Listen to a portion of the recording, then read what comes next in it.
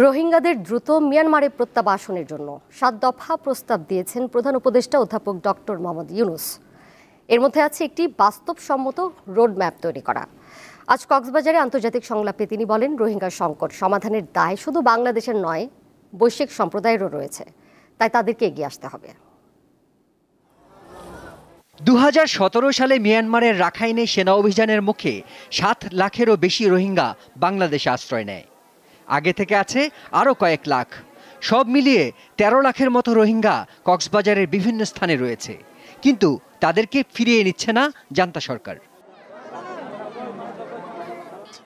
রোহিঙ্গা সংকট বিশ্ব সম্প্রদায়ের কাছে তুলে ধরতে রোববার কক্সবাজারে শুরু হয়েছে ৩ দিনের আন্তর্জাতিক সংলাপ। এতে বিভিন্ন দেশ ও সংস্থার প্রতিনিধিরা অংশ নিচ্ছেন। It is not only the responsibility of Bangladesh, but also of the international community. অন্তর্বর্তী সরকারের প্রধান বলেন, রোহিঙ্গা জনগোষ্ঠীকে তাদের জন্মভূমি রাখাইন রাজ্যে নির্যাতন নিপীড়ন থেকে রক্ষা করতে হবে। Umbilical relationship of Rohingyas with their homeland cannot be severed. তারা নিজ দেশে ফিরে না যাওয়া পর্যন্ত আমাদের সমর্থনের প্রয়োজন হবে।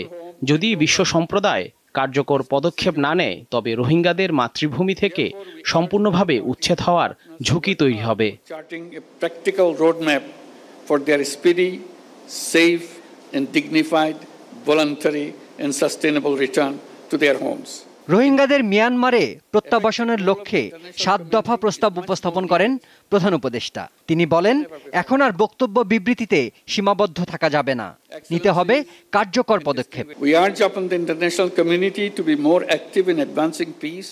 আসিয়ান ও প্রতিবেশী দেশগুলোকে আরও সক্রিয়ভাবে রাখাইন ও পার্শ্ববর্তী অঞ্চলে শান্তি ও স্থিতিশীলতা নিশ্চিতে এগিয়ে আসতে হবে। একই সঙ্গে মানব পাচার, মাদক চোরাচালান ও ক্ষুদ্র অস্ত্রের অবৈধ ব্যবসার মতো আন্তঃসীমান্ত অপরাধ দমনেও উদ্যোগী হতে হবে। সংলাপে রোহিঙ্গাদের প্রতিনিধি, বিভিন্ন দেশ ও সংস্থার প্রতিনিধিদের পাশাপাশি বাংলাদেশের কয়েকটি রাজনৈতিক দলের নেতারাও অংশ নেন। দীপ্ত বার্তা কক্ষ।